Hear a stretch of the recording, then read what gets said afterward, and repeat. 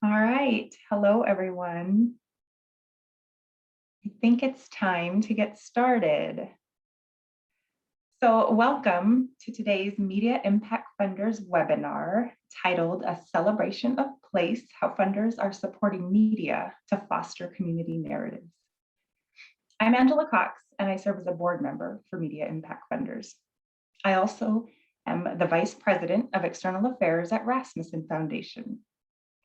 We are based in Alaska, and probably like many of you joining us today, we are a place-based grant maker. So while we fund heavily in certain areas like health and human services, or the arts, housing, or working to solve homelessness, our place is Alaska. So we fund all things, or most things, Alaska. I am particularly excited about the connection to Wyncote Foundation's latest report that is serving as a backdrop for today's discussion. Because Rasmussen Foundation was featured in an earlier report in 2018.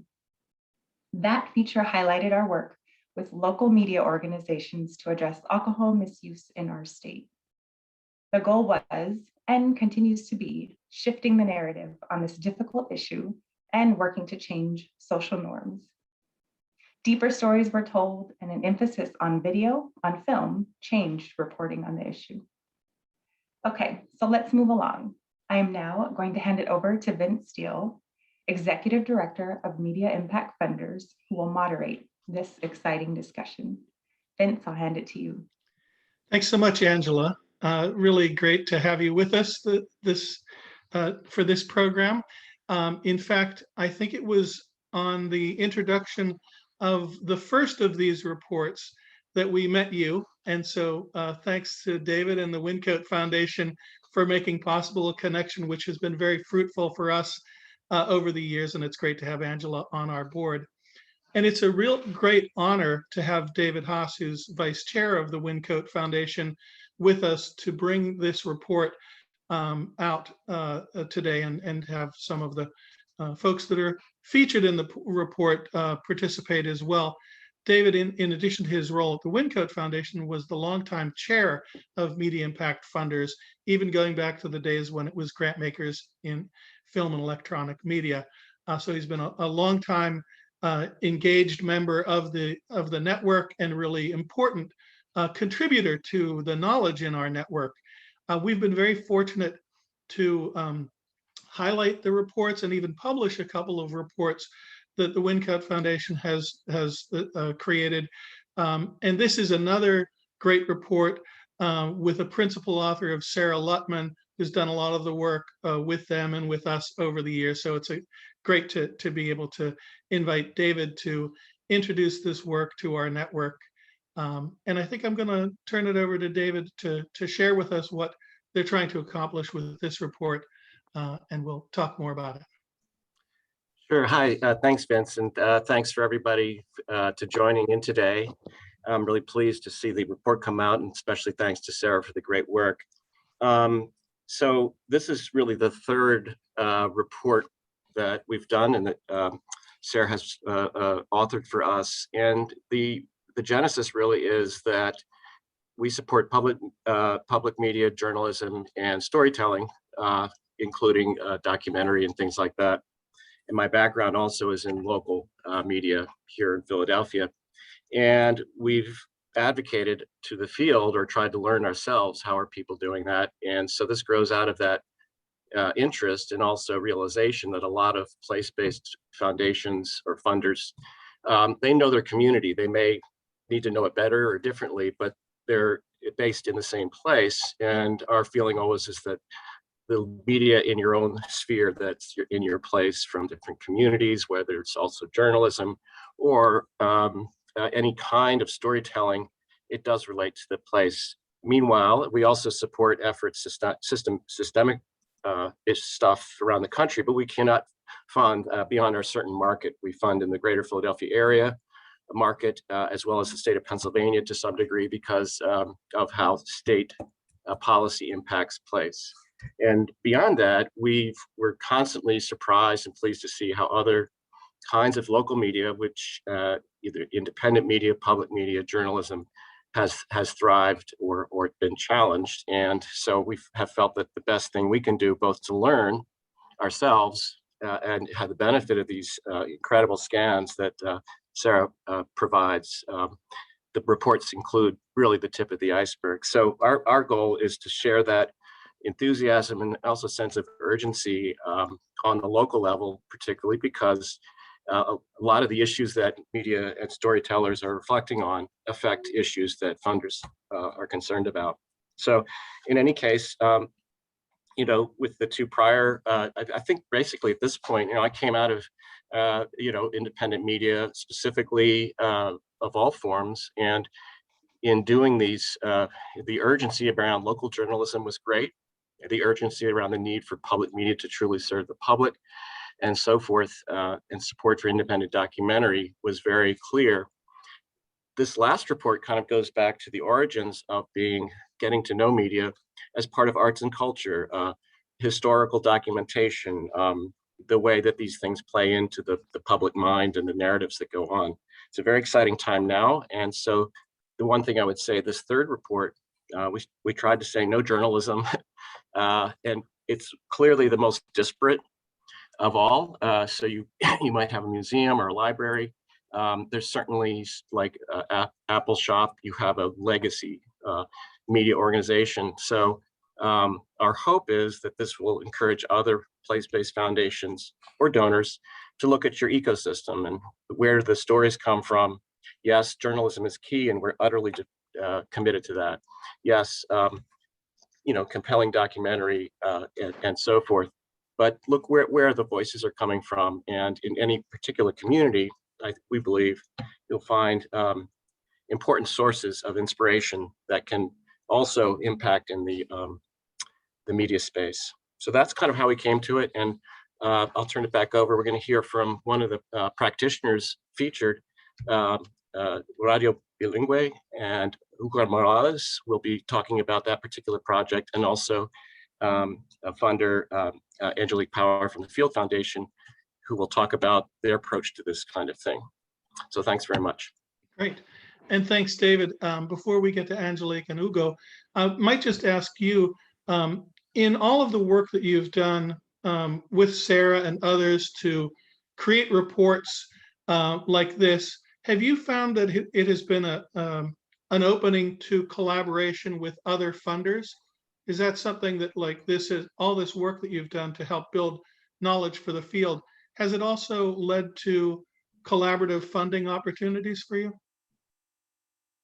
Yes, well, I mean, in our own particular place, there's a whole ecosystem of institutions and funders. We can collaborate through a media organization or whatever. Across the country, I think that we have, Rachel, I can be corrected, but I don't think we specifically have not funded local efforts in any particular market other than our own or place, except where there's sort of a systemic profile that we feel is important as an example. It's just too much great stuff. But I Sure. would say that collaboration in terms of ideas of how to support creative storytelling in a community, we've certainly learned a lot from that. But we tend not to fund collaboratively. Great. Well, I'm In sure our we'll come market. back to you with questions. So don't go away from your computer. We're gonna, I'm sure we'll have questions. I will. And I also just want to reach out to everybody who's listening, anybody who's participating with us. You can offer a comment or a question either in chat or in the Q&A. We'll keep an eye on that.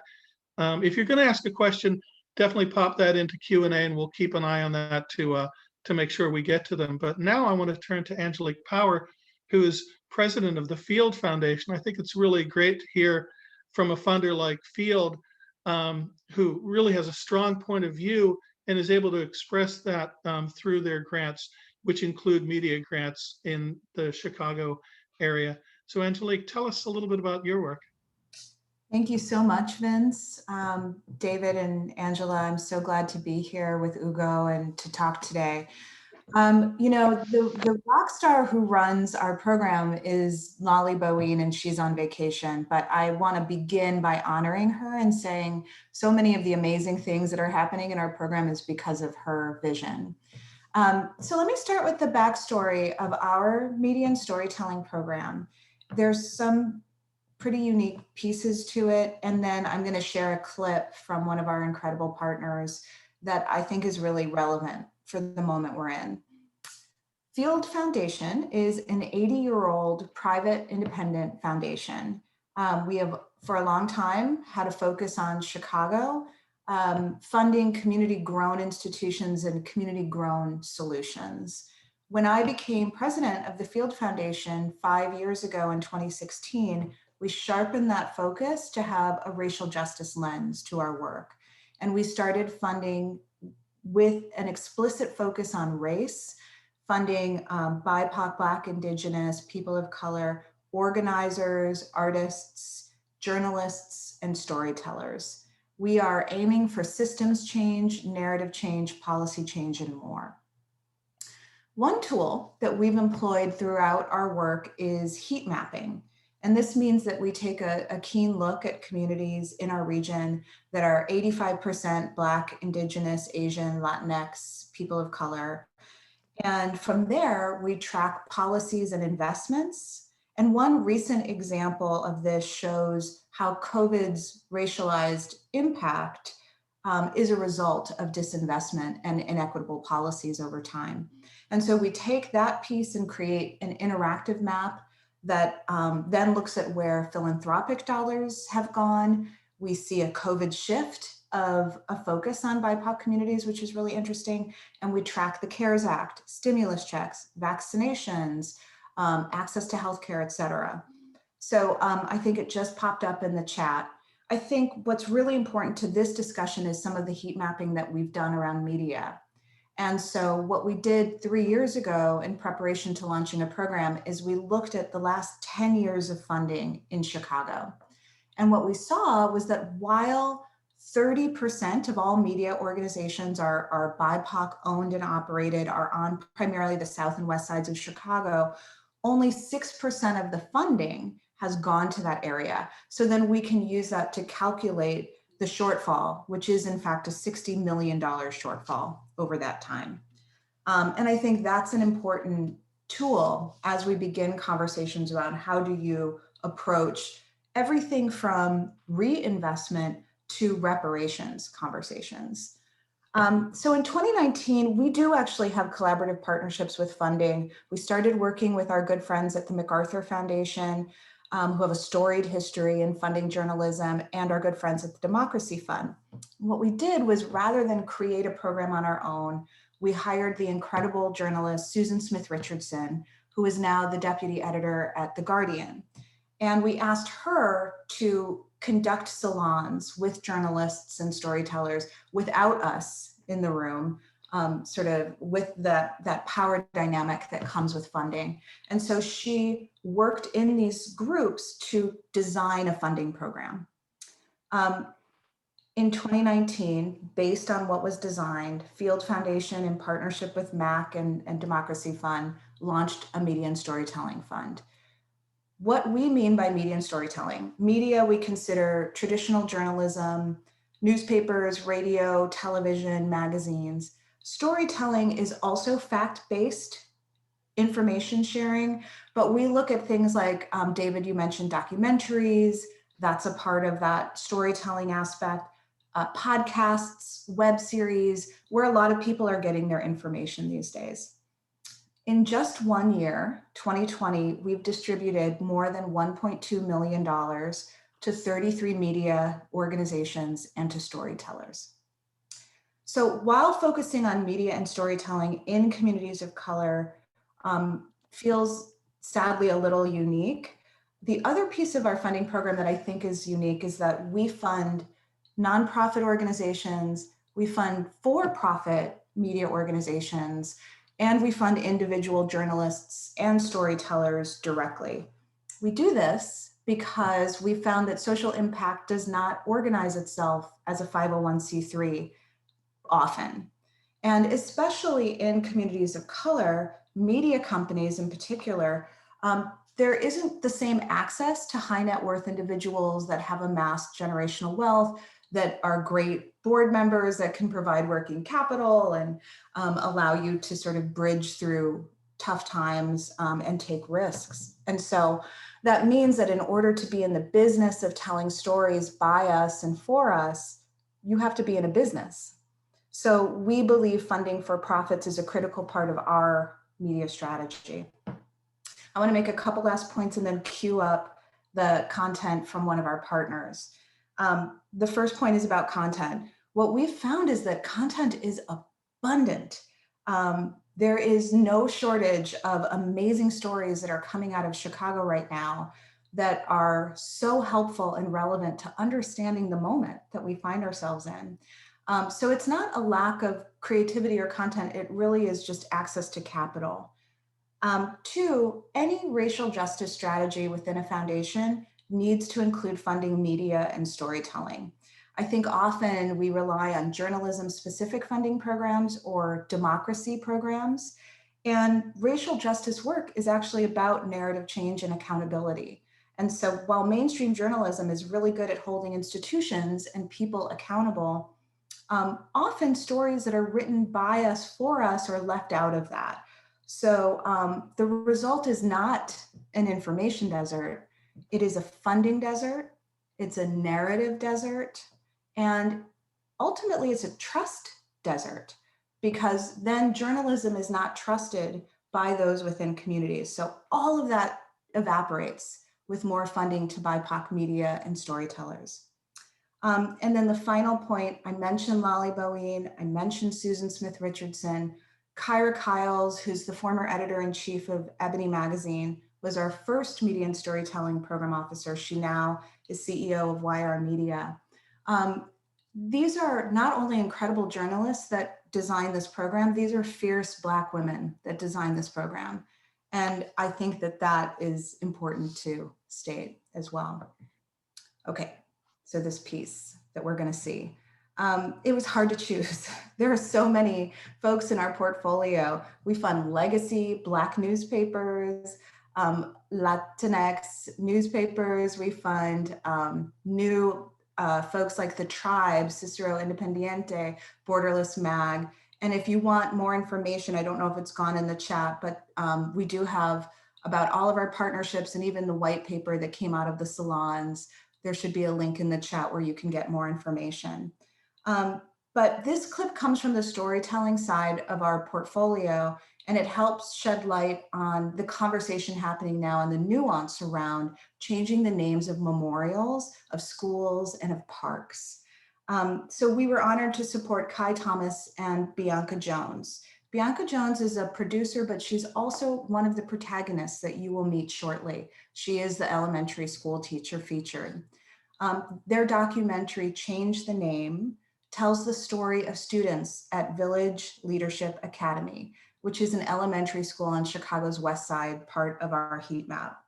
As part of the curriculum, the students took on an organizing project in the world.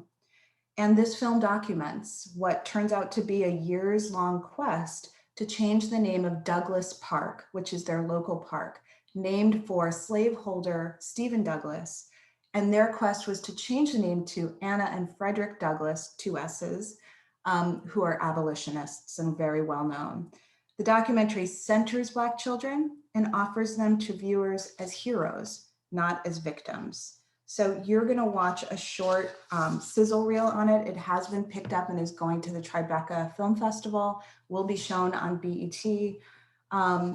I won't spoil it for you, but the story is universal and specific and lends hope and insight in this moment.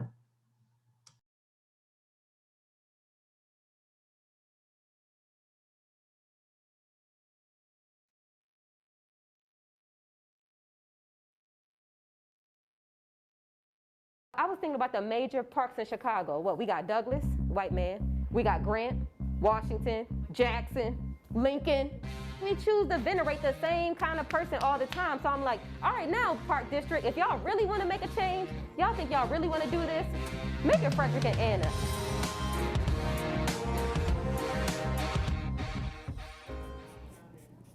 I like that. Find populated areas.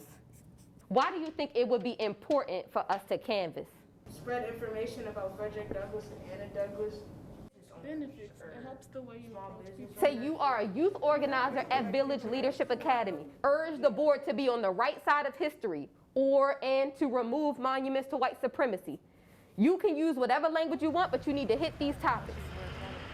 Do you have a moment to talk about our campaign to change the name of Douglass Park from Stephen Douglass, who was a slave owner, to Frederick and Anna Douglass, who were freedom fighters for Black people? So do you guys want to take some of these flyers to help us out in our campaign? Do we agree that was fun? You feel like we spread the word? A little bit, right? I need some water.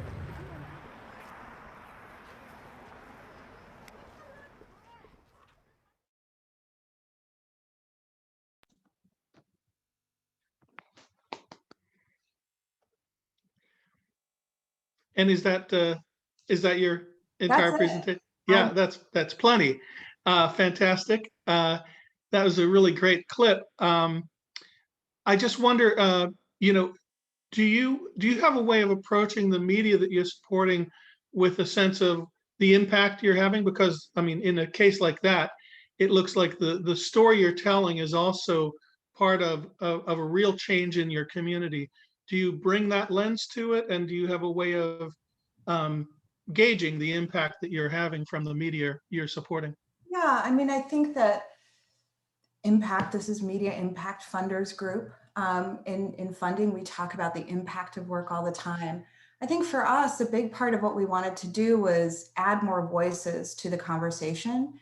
And that was in and of itself what we aimed for. What we have seen is that a lot of the stories that originate from some of the legacy newspapers or the newer periodicals I mentioned have been picked up by some of the larger white-led mainstream papers and are starting to change the way they tell stories.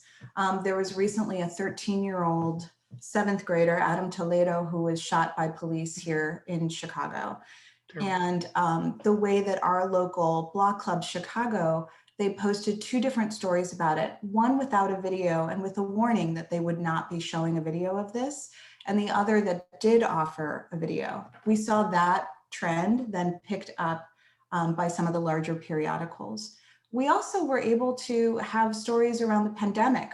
There was a story about a group of Black youth that hosted a house party in Chicago during COVID, and it was told with a lot of barely masked blame. And then The Tribe, which is a local periodical here that's run by and geared toward Black millennials, actually interviewed people from the party, found out that it was not a party, it was actually a funeral, and that there was a huge distrust for a lot of the information that was coming out of the mayor's office and that was coming about news around coronavirus. So it led to like a much deeper conversation as opposed to one that was meant to shame or to have an exploitative story about what people of color in urban communities are like. Mm-hmm.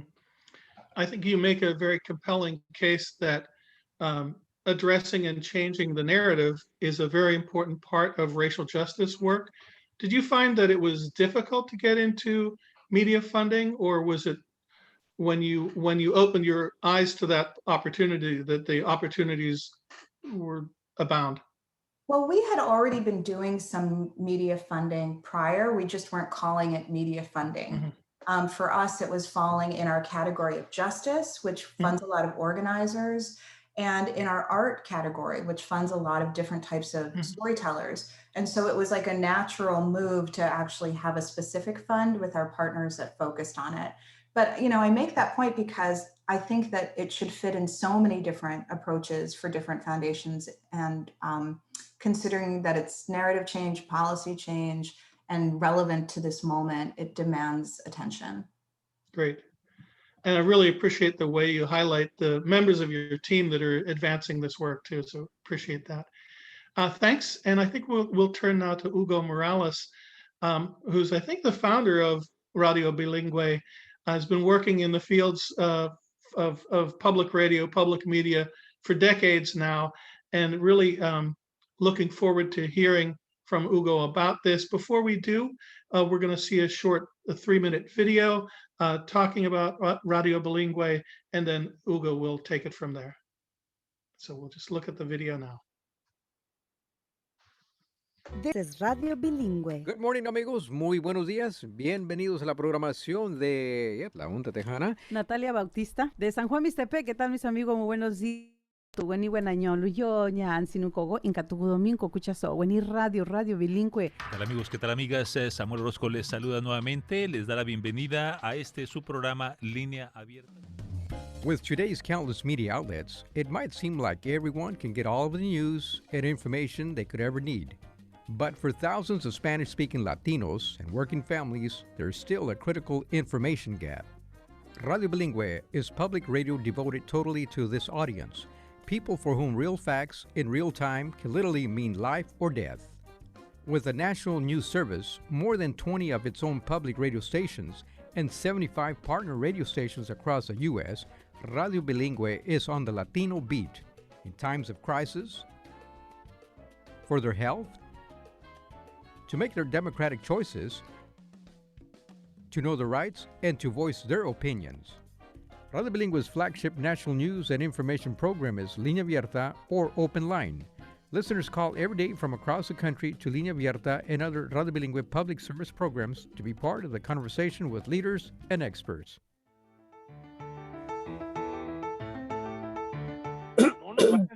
No nomás porque nos necesitan, también porque no nos vamos a dejar. There is a high rate of cancer in our area, in an area that is, in the state of California, one of the most polluted areas. El censo también es lo que determina nuestro nivel de representación en el Congreso. Kachinaña, ¿qué punto? Totoña guiñacana con recomendación.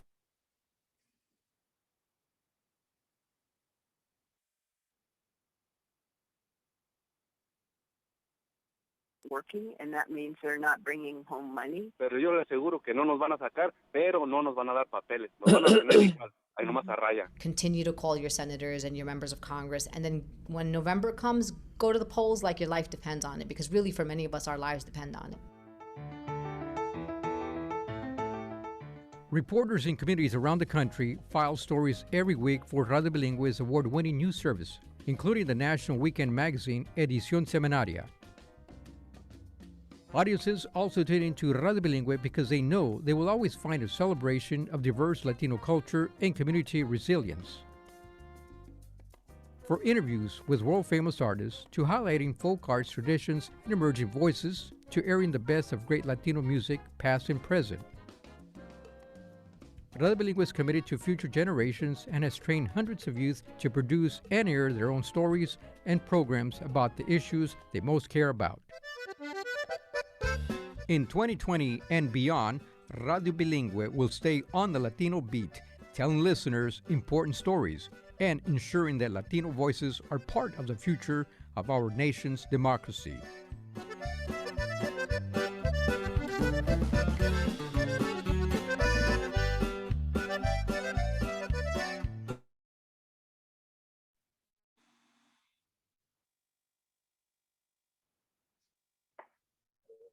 Hello. Well, thank you so much to the Wyncote Foundation and Media Impact Funders for including Radio Bilingüe in this presentation. It's really an honor to be here with you. And thank you for watching the video.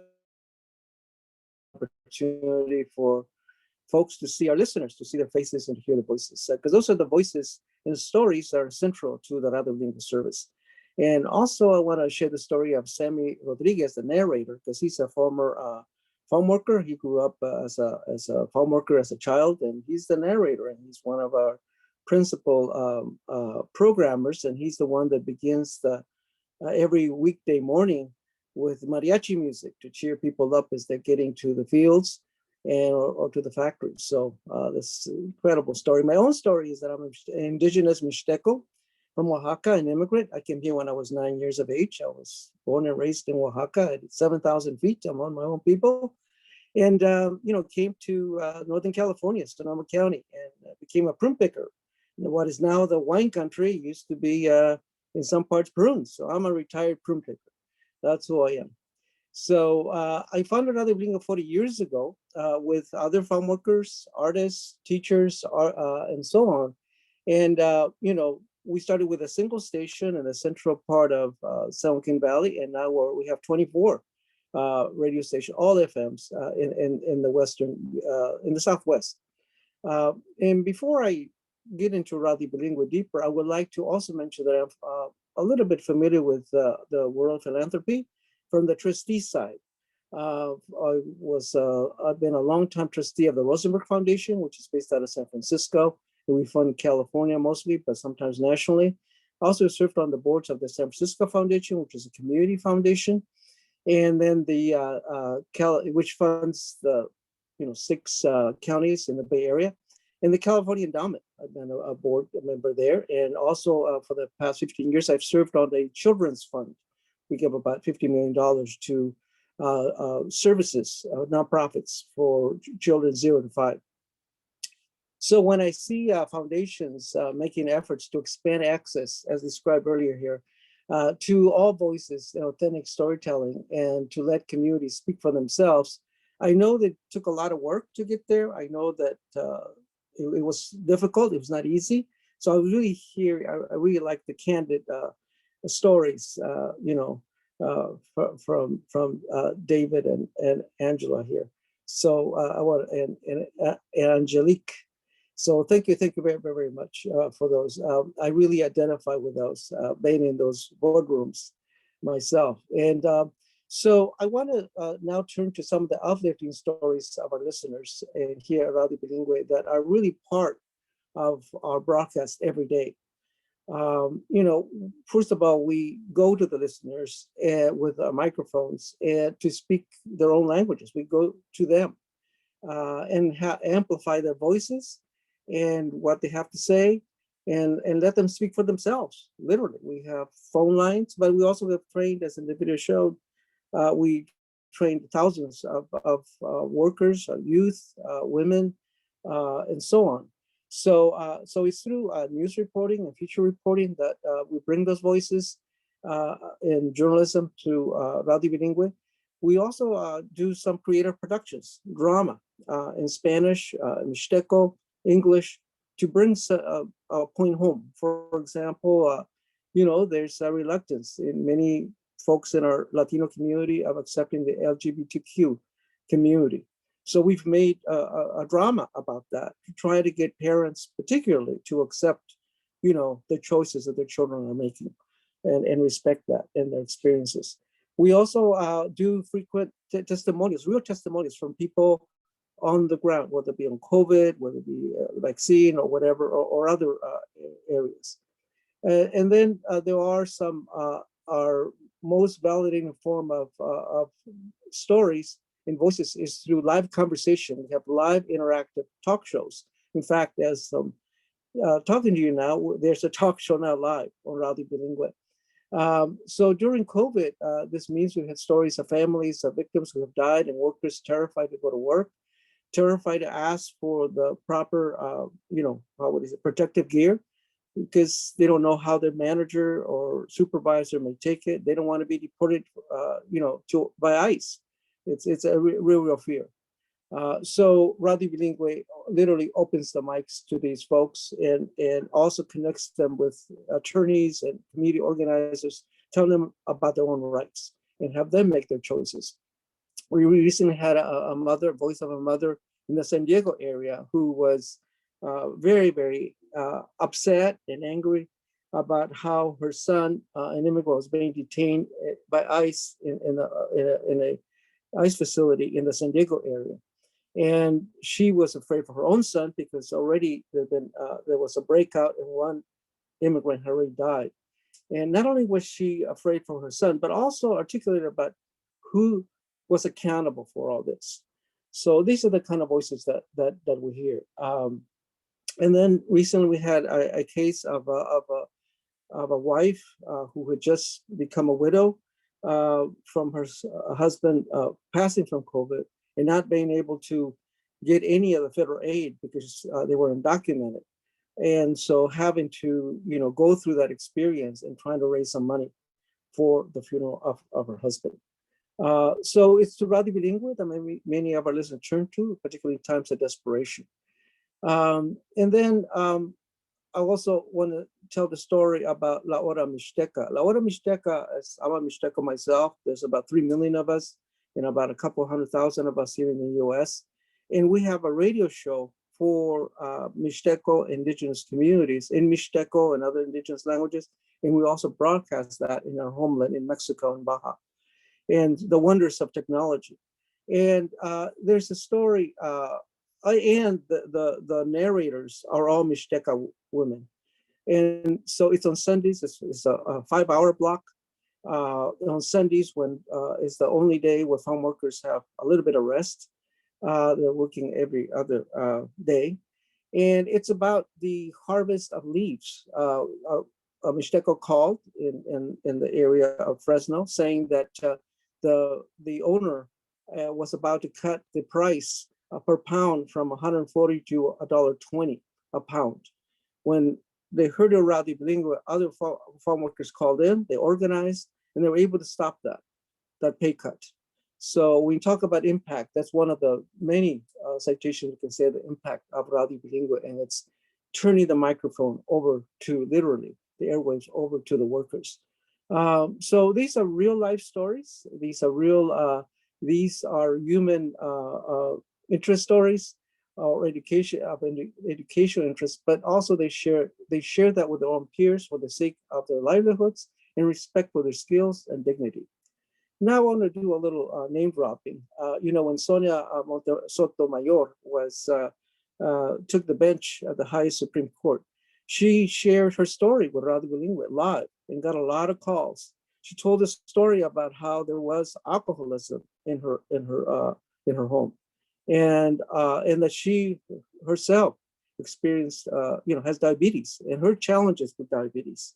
A lot of people calling about it, and she gave her honest, blunt assessment of what people can do to protect themselves from becoming diabetic, and also if they are diabetic, how they can manage that diabetes. So this is the kind of radio we are. We try to connect the voices of our audience, the workers, essential workers, but at the same time, those that are at the highest policy level. Javier Becerra, our new Secretary of Health and Human Services, has been part of the Radio Bilingüe guests for now several decades since he was in Congress. So this is what Radio Bilingüe is. We talk in Spanish, we talk in other languages, because that's where the Latino community is. In terms of when we got started in 1980s, there were many who suggested that, why did we choose Spanish? It would soon be gone, right? Everybody would assimilate. Well, that has not proved to be the case. And in fact, many people are becoming rich. I mean, corporations discover the Hispanic market. But those channels, television and radio, for the most part, are entertainment. And that's not what Radio Bilingüe is. We're about journalism, we're about impact community radio. And that's the difference between Radio Bilingüe and these commercial outlets. So some of the funders that have been critical to fund stories have been the National Endowment for the Arts, from the Folk Arts Program at the NEA.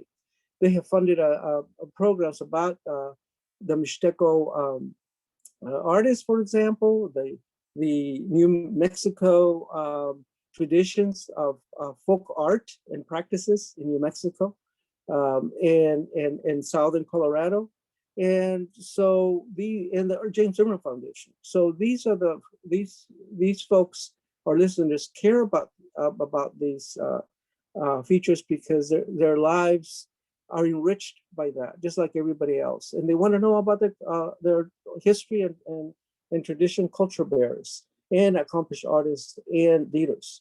And another example is the Ford Foundation. They funded us to train Mixteco indigenous storytellers, including youth. The Sierra Health Foundation, which is a foundation out of Sacramento, expanded to reach the San Joaquin Valley and invest in storytelling here in the San Joaquin Valley. And so, of course, the California Endowment.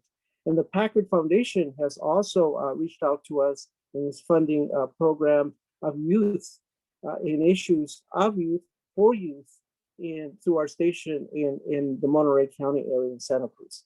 So these are essential to our audience, because our audience is low income. They cannot afford to pay as listeners as is traditional in public television, public radio, mainstream. So foundations is who we have turned to be able to do that. Having dances like I used to organize back in the 70s and do the breakfast, it doesn't pay the bills, not at the scale that we need to. So, so I just finally, I would like to say up front how heartening it is to see the younger generations of people of color in philanthropy and across racial justice movements carrying this torch to new heights. I hope that these new faces and voices are supported themselves to have their understandings, community need validated. Thank you. Wow, impressive work. It's quite a body of work over 4 decades, and really glad you were able to share it with us. I have a couple questions for Hugo, but I just want to remind people that we have a Q&A feature. If you want to ask a question, I see a couple of hands raised. I'm not exactly sure how we can accommodate you. If you want to ask a question, do it in the Q&A. And I also just want to invite our speakers, everyone, Angelique and Hugo and David, if you have a question for each other, you're welcome to offer that as well. But I want to go to Sarah Lutman, the author of the report, suggests that we ask if Hugo could possibly address the ways the station connects people living in Mexico with those living in California. Crossing the border is a really interesting part of your work. Want to say a little bit about that? Yes, well, Cruz Reynoso, I don't know if people know who he is, but he just passed, and he was a lawyer. He was the first Associate Justice of the California Supreme Court. Brilliant lawyer. And, he grew up also as a farm worker and went to UC Berkeley, passed the bar. And where does he go? To the border. Because he knows those are some of the most challenged communities. He went to the Imperial Valley. So what does Radio Bilingüe do? Right after building a station in Fresno, right there, we built it right there where Cruz Reynoso was. And we serve 1 million people on the Mexican side and 100,000 on the American side, because there's 1 million. Mexicali is the largest, second largest city in Baja California Norte. So we also have built one in the Rio Grande Valley. We have also built another one in Crystal City, Texas, between San Antonio and Laredo. We also built one in Silver City. And so we have literally built, we also have built one in Douglas, Arizona. We built one in Yuma, Arizona. So we have built literally, I think maybe we should draw the bilingual as border radio, because we are serving, the communities on both sides of the border in a language, in a country they understand. And so we get a lot of ongoing calls for, we have songs, right, petitions. They call up, but also it's about issues. And then on Sunday, since the Mixteco community is, the diaspora extends to our homeland, but also Baja is part of the migrant stream. We have originally by satellite, now it's, internet. We connected the indigenous radio network in Mexico to our program. So I know Vince earlier alluded to partnerships. This is how way back in 2000, I went to a conference there on media and I spoke about mariachis, and Mexicans were just like, wow, what are you doing?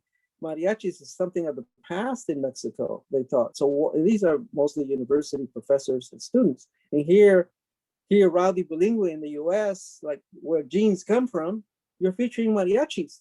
And we said, yes, of course, that's what the people listen to, among other music. So we immediately, the head of the indigenous radio network in Mexico was there, and he was a Zapotec from Oaxaca, same state I am. So we got their breakfast the end of the week. Anyway, anyway, so we were able to build by satellite that connection. So we literally have calls from Oaxaca, and so it's really builds community, and this is particularly crucial for our community. I'm speaking as a member of Mixteco Indigenous, because most of us are undocumented, and that's a reality. So through the radio, it's a good way to build community. And I think what we hear from many of our listeners on the Mexican side, they are so heartened to hear the voices of other Mixtecos. It just fills their heart because they're worried about their father, worried about their son, they're worried about their cousin, and they hear those voices. Oh, okay, things are okay. So this is a great link in another way to build community in a transnational way. That's great. And it's so refreshing to hear after several years of addressing the border as a frontier of conflict and crisis and denial, to turn it around and make it a constructive place for collaboration and community and all of that. Angelique does have a question for you, Hugo. Feel free to open your mic, Angelique. Well, knowing that you've been a trustee at so many different foundations and we're in this moment of self-reflection in philanthropy and trying to undo some of the muscle memory of how to fund, how to track metrics, how to use our endowments, et cetera. I just was wanting your wisdom on any counsel you would give to trustees of foundations of what needs to happen in this moment. Well, I think you've done it. You've described it so well in what you've done. I don't think I could do any better. I think if people would follow what you have done, I think that's a way to, I think in terms of, in the foundations that I have been involved in, for example, the San Francisco Foundation, I was just so impressed with the San Francisco Foundation. And I was, frankly, I have, how would I say, I came to Fresno, I didn't make money, right? I came to Fresno to help poor people. The rest of the board was millionaires and billionaires, right? Sitting around. It's a community foundation, raises money, right, for donors and stuff. So I was the only one that was not a millionaire. I admired so much respect for these progressive millionaires. I had never heard that about they're setting up for poor people, the voices of poor people. It was just incredible. Okay. And then I joined this other fund. I'm telling you that at the same time here, 15 years I've been on the board of the Children's Fund, First Five. And, way back then, the Atlantic had published an article that Fresno City was like the Appalachia, that there was a zip code here that was the most poverty-ridden zip code in the whole country. So it was my first meeting at a planning session of this board, and I asked them, they were all local folks appointed by politicians here, and I asked them, what's going to be our answer? I got no second to have that conversation. No second. And in fact, what I was accused of by some was that I was playing the race card. And so on, and so it was very, very interesting about how here I was with incredibly wealthy people in San Francisco at the same time, and who were into accountability and lifting voices. I was so impressed. And then in Fresno, because I was at that time living in Oakland and in the Bay Area, and living also in Fresno. I split my weeks. And to live in those two worlds was incredible. And so what I can say about here in Fresno is I didn't give up. I had to choose my words more, and I had to try to figure. And so basically what happened in the end was it just slowly changed. Because from my vantage point, I wanted our commission to tell the story, just like the San Francisco Foundation, about the poverty. Because in our annual report, you never saw the word Mexican. When the majority of the population, Mexican children, never saw the word agriculture or farming, when in fact that's our livelihood. I mean, there's no shame in that. There's no shame in that. And so it was stark. So I think what your foundation has done is bold, and I think others should emulate it. And I don't know if it's wisdom, but I just I'll tell you the story that sometimes it is challenging. So I think having somebody, who like yourself and you remember in foundations really, really helps, even though they may be, how would I say, not accepted initially. I think they may come around. I have a question actually for both of you, Angelique and Hugo. And I'll just remind participants, you can ask your own questions as well. I see that John Funabiki has his hand up, but that may have just been an errant clicking on an item So if you have a question, John, you often do have a good question, so I'll encourage you to do it, but drop it in the Q&A. But that may have just been an errant click. So for Angelique and Ugo, what can we do in philanthropy to support efforts to promote greater confidence in the vaccines? I know that each of you touched a little bit on the pandemic and COVID and things like that, but it seems like there are, if we look at who has been taking the vaccine, who has confidence in the vaccine, that Black communities are lagging somewhat.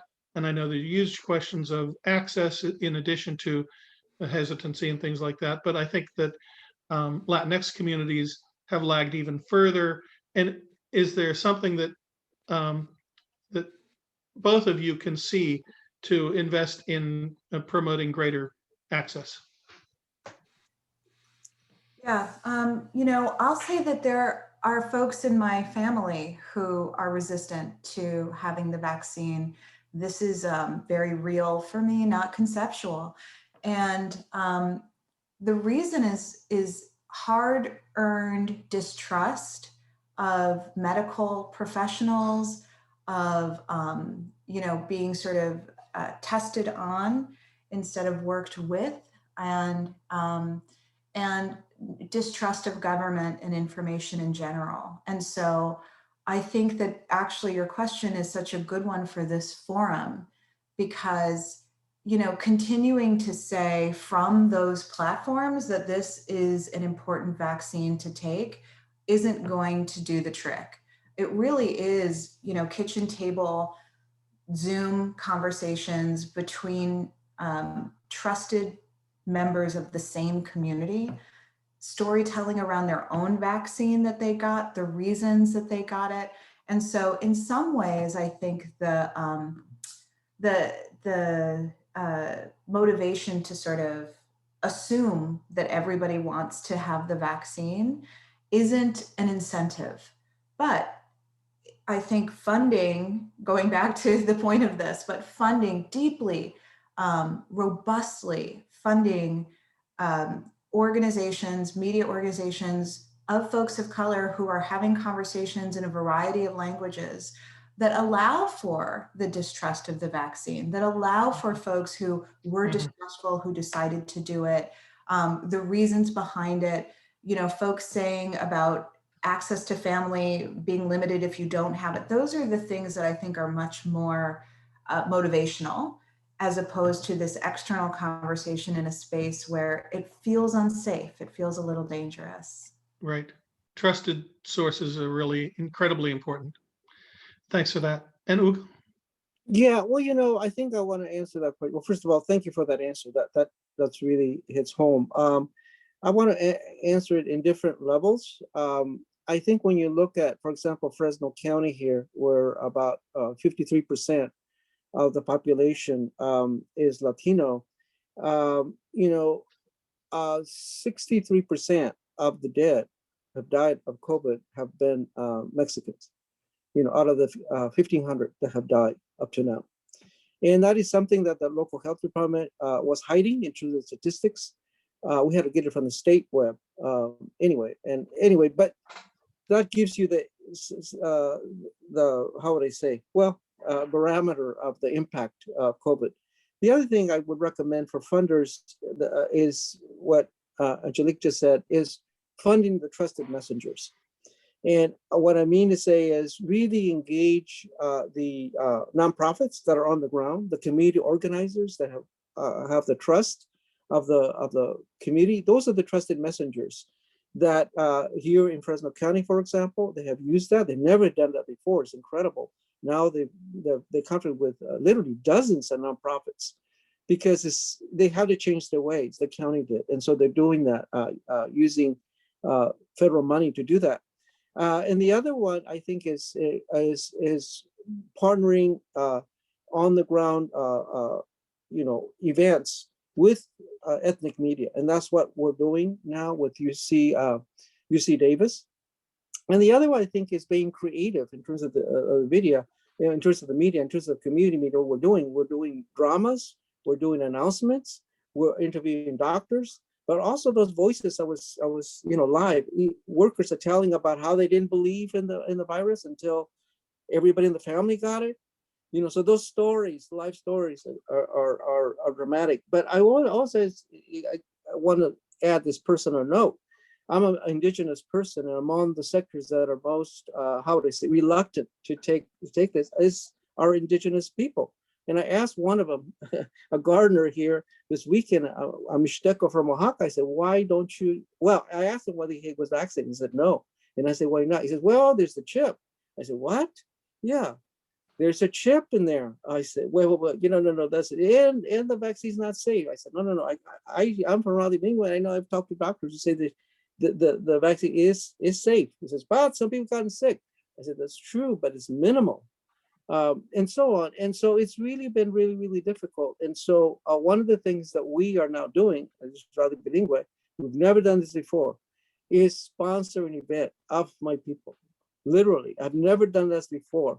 But I was just so shocked at the difficulty of my people, indigenous people, not believing in the vaccine. So we're taking a poet in music to this fiesta that's already organized to add to it so that people can get appointments for the vaccine. That's great. Would love to see what that sounds like when you bring those voices to it. We've had a lot of programming over the last few months. Even just last week, we heard from the Rockefeller Foundation, Open Society Foundations, and the Kaiser Family Foundations for different ways that they're doing really robust work at promoting vaccine confidence, and with a deep understanding that different communities have different levels of trust in the major institutions. David, do you want to offer a comment? Oh yeah, this is absolutely second all of that. I just wanted a sort of a side note, but if we think of the ecosystem of people, family foundations are a very disparate group, but because of the nature of that, it can in some places be a place where you have real interest. I got involved in this whole thing because of a small family foundation in my family. So I would, whatever the market is, I would look for, there are regional associations, and I would encourage people to engage. And if you're interested, I think in media, I think there will always be a family member. Now, of course, there are family members that will be interested in things that aren't productive, but look at that as, and I think Field Foundation was founded with active interests of families. So that's a constituency that can sometimes be really valuable. I just wanted to put it out there. Absolutely. And David, that's a good closing thought, I think, from your perspective.